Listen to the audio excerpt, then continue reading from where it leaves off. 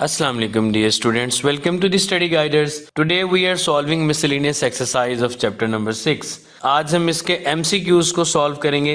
देखें पहला MCQs है कि a grouped frequency table is also called, कि ये कोई भी फ्रीक्वेंसी टेबल जो ग्रुप्ड होता है तो उसको हम क्या कहते हैं, वो एक फ्रीक्वेंसी डिस्ट्रीब्यूशन कहलाती है। ठीक है ना, तो ये इसका बी ऑप्शन है। अच्छा जी, इसी तरह से दूसरे को देखें, a histogram is a set of adjacent rectangles. तो ये हमने इसकी हिस्टोग्राम की डेफिनेशन में पढ़ा था कि हिस्टोग्राम क्या होती है। Histogram is a set of adjacent rectangles. उसमें हम इस तरह से बिल्कुल एडजेसेंट रेक्टेंगल्स बनाते हैं। ठीक है ना, इसलिए इसको कहा जाता है कि ये एडजेसेंट रेक्टेंगल्स की डायग्राम है। तीसरे नंबर पे देखें, a frequency polygon is many sided closed figure. तो जो फ्रीक्वेंसी पॉलीगॉन है वो एक पॉलीगॉन कोई भी हो वो एक क्लोज्ड फिगर ही होती है, जिसमें हम उसके मिड पॉइंट्स को फ्रीक्वेंसी के अगेंस्ट प्लॉट करते हैं इस तरह से, ऐसे करके ये। ठीक है ना, तो ये इसकी पॉलीगॉन बनती है। नेक्स्ट देखें, cumulative frequency table is also called. तो जो क्यूमुलेटिव फ्रीक्वेंसी का टेबल होता है उसको बच्चों हम less than cumulative frequency distribution भी कहते हैं। तो ये ऑप्शन सी है इसका। नेक्स्ट है, in cumulative frequency polygon frequencies are plotted against. Cumulative frequency polygon के अंदर वाई एक्सिस के ऊपर तो फ्रीक्वेंसीज होती हैं, यानी ये क्यूमुलेटिव फ्रीक्वेंसी पॉलीगॉन या ऑगिव जो होता है, और इसमें एक्स एक्सिस के ऊपर हम वो लेस देन क्लास लिमिट्स जो है ना वो प्लॉट करते हैं। तो फिर यहाँ पे जो ऑप्शन दिया गया है वो अपर क्लास बाउंड्रीज का है। तो हम अपर क्लास बाउंड्रीज को ही यूं लिखते हैं ना कि less than 10, less than 30, less than, तो उसके अगेंस्ट उसकी हम जो फ्रीक्वेंसी है उसको हम प्लॉट कर रहे होते हैं, क्यूमुलेटिव फ्रीक्वेंसी को। अच्छा जी, नंबर 6 में, arithmetic mean is a measure that determines the value of the variable under study by dividing the sum of all values of variable by their total numbers. ठीक है, तो ये अरिथमेटिक मीन की definition है जी। अब देखें MCQs number 7 को। तो a deviation is defined as, deviation का मतलब डिफरेंस। ठीक है, फर्क निकालना, उसका माइनस करना उसको, is defined as the difference of any value of the variable from a constant। तो हम किसी कांस्टेंट से किसी वेरिएबल का जो डिफरेंस होता है उसको हम डेविएशन कहते हैं। ये डेविएशन की डेफिनेशन है। जैसे आपने मीन डेविएशन को देखा, तो मीन डेविएशन क्या होता था, किसी भी वेरिएबल x का उसके अरिथमेटिक मीन से डिफरेंस, यानी कि जो कांस्टेंट है। इसी तरह जिस वक्त आपने d की वैल्यू निकाली थी तो उसमें आपने एक a को प्रपोज्ड मीन या सपोज्ड मीन या अज्यूम्ड मीन ले लिया और उसका आपने x से डिफरेंस निकाला। ठीक है, तो ये दोनों एग्जाम्पल डेविएशन की। तो इसमें हम किसी कांस्टेंट का किसी वेरिएबल के साथ डिफरेंस ले रहे होते हैं, यानी यहाँ पर x जो है वो एक वेरिएबल है और a जो है ये एक कांस्टेंट वैल्यू थी। इसी तरह अरिथमेटिक मीन भी एक कांस्टेंट वैल्यू होती है जिसका हम उसकी तमाम ऑब्जर्वेशन से उसका डेविएशन फाइंड कर रहे होते हैं। ठीक है जी, तो डेविएशन फिर क्या है, ये डिफरेंस है किसी भी वेरिएबल का किसी कांस्टेंट के साथ, लिहाजा इसका ऑप्शन ए बनता है। अब देखें, a data in the form of frequency distribution. तो जो डेटा फ्रीक्वेंसी डिस्ट्रीब्यूशन की फॉर्म में हो उसको हम ग्रुप डेटा कहते हैं। और mean of a variable with similar observation से कांस्टेंट के इज के इटसेल्फ। ये बच्चों मीन की प्रॉपर्टीज के अंदर भी, अरिथमेटिक मीन की प्रॉपर्टीज के अंदर भी पॉइंट दिया गया है, और इसका मतलब ये बनता है कि अगर सिमिलर ऑब्जर्वेशंस आ जाती हैं, जैसे 5 5 5 5 5, आप उनका मीन लेंगे तो वो 5 ही आएगा। यानी अगर वो ऑब्जर्वेशंस कांस्टेंट आती हैं तो फिर उनका मीन भी वही कांस्टेंट ही आएगा। अच्छा जी, उसके बाद ये जो नेक्स्ट एमसीक्यूज है, mean is affected by change इन। तो बच्चों मीन जो है ना वो चेंज होता है ओरिजिन को भी चेंज करके। तो इसका ये ऑप्शन नंबर सी है। जो नंबर 11 है, नंबर 11 में भी mean is affected by change इन, और यहाँ पे स्केल का ऑप्शन दिया गया है। तो मीन जो है ना ये अपने ओरिजिन से भी चेंज होता है और मीन अपने स्केल से भी चेंज होता है। बच्चों ये अरिथमेटिक मीन की प्रॉपर्टीज़ में दिया गया है, मैं आपको दिखाता हूँ। ये देखें, प्रॉपर्टीज़ ऑफ अरिथमेटिक मीन के अंदर लिखा हुआ है कि mean is affected by change in origin, और इसका जो तीसरा पॉइंट है उसमें लिखा हुआ है कि mean is affected by change in scale. अब इसका मतलब क्या है? अच्छा, इसके बाकी पॉइंट्स भी देख लें कि sum of deviation of the variable x from its mean is always zero. मैं आपको बच्चों ये जो इनकी प्रॉपर्टीज़ हैं इनका मैं आपको मतलब समझा देता हूँ। पहले का तो आपको मैंने एक एमसीक्यूज़ में बता दिया ना कि अगर वो सिमिलर ऑब्जर्वेशंस आती हैं तो इट्स मीन दैट कि उनका अरिथमेटिक मीन भी वही कांस्टेंट ही होगा।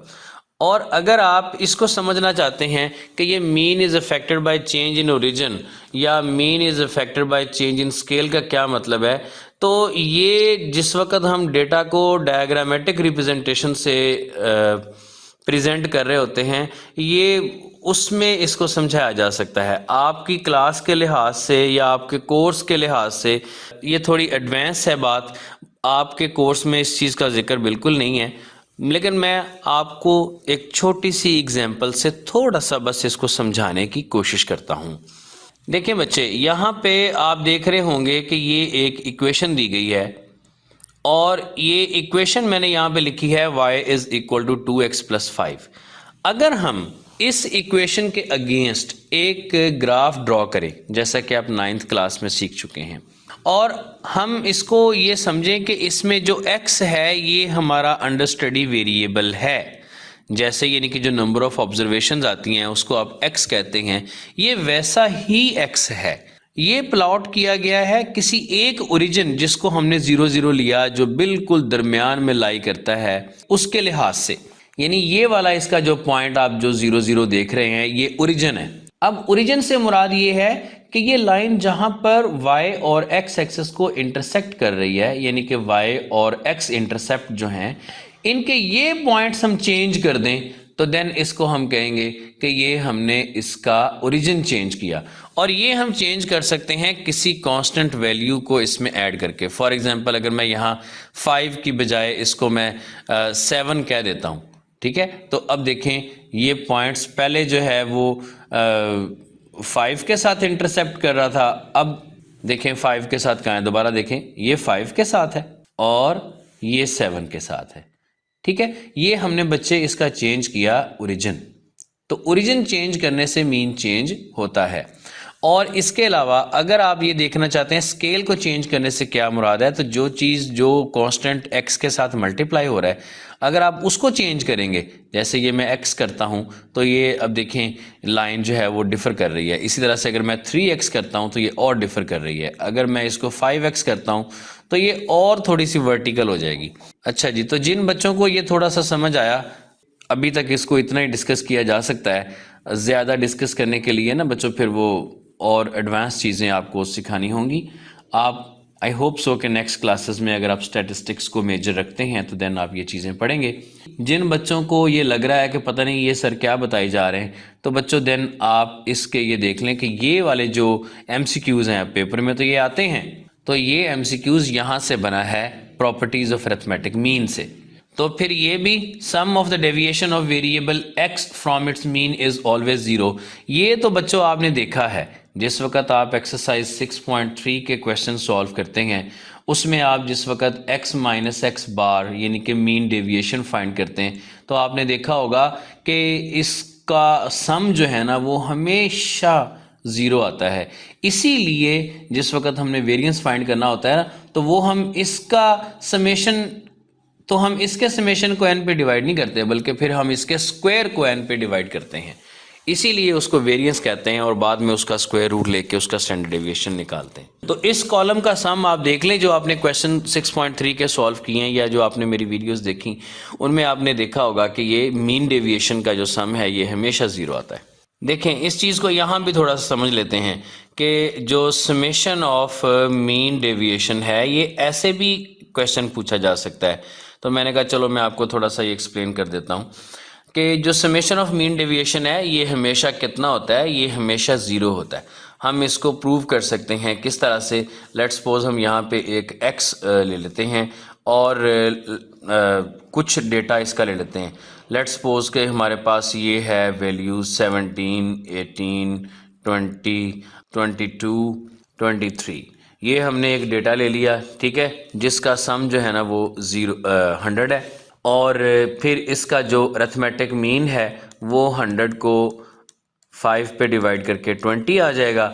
और अब अगर हम इसका मीन डेविएशन फाइंड करते हैं तो देखें मीन डेविएशन इसका 17 माइनस 20, ये फिर -3, इसी तरह से ये -2, और ये आ जाएगा 0, और ये 2, और ये 3, और इनका सम देखो कितना आ रहा है बच्चों।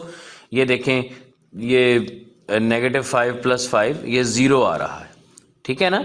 तो लिहाजा ये हमने देख लिया कि जो समेशन ऑफ मीन डेविएशन है ऑलवेज 0 आता है जी। Next MCQs, the nth positive root of the product of n observations is called, ये तो डेफिनेशन है किसकी भला, ज्योमेट्रिक मीन की। ज्योमेट्रिक मीन वाली वीडियो में मैंने इस पर बहुत डिटेल से बात की है।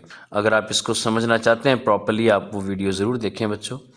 अब देखें the value obtained by reciprocating the mean of the reciprocals, तो जितनी भी ऑब्जर्वेशंस हैं उनके रेसिप्रोकल्स का अगर मीन लेकर उसको फिर रेसिप्रोकेट किया जाए तो उससे हमें हार्मोनिक मीन मिलता है, और ये हार्मोनिक मीन की डेफिनेशन भी है। अच्छा जी, अब देखें द मोस्ट फ्रीक्वेंटली अकरिंग या most frequent occurring observation mode है, जो सबसे ज़्यादा दफ़ा वैल्यू रिपीट होती है उसको हम मोड कहते हैं। जो सबसे ज़्यादा ऑब्जर्वेशन रिपीट होती है उसको हम मोड कहते हैं, लिहाजा ए इसका ऑप्शन है। नेक्स्ट देखें the major which determines the middle most observation median, middle most से सीधा सीधा मीडियन, और the observation that divide data into 4 equal parts. 4 equal parts मतलब जो क्वार्टर्स में करता है, quartiles Q1, Q2, Q3। The spread और स्कैटरनेस ऑफ ऑब्जर्वेशन, इसको हम डिस्पर्शन कहते हैं। अगर इसने रेंज का या वेरिएंस का या स्टैंडर्ड डेविएशन का कहा होता फिर वो मेजर ऑफ डिस्पर्शन होता। अभी जस्ट ये स्प्रेड का कह रहा है तो ये डिस्पर्शन है। अच्छा जी, the measures that are used to determine the degree और एक्सटेंट ऑफ वेरिएशन। अब देखें वो मेजर्स जो किसी भी वेरिएशंस को मेजर करता है कि डेटा किस हद तक वेरी कर रहा है, इसको भी हम डिस्पर्शन कहते हैं, is called measure of dispersion. तो ए इसका आंसर है। देखें extent of variation between the two extreme observations, यानी सबसे कम और सबसे ज्यादा में जो डिफरेंस होता है उसको हम रेंज कहते हैं।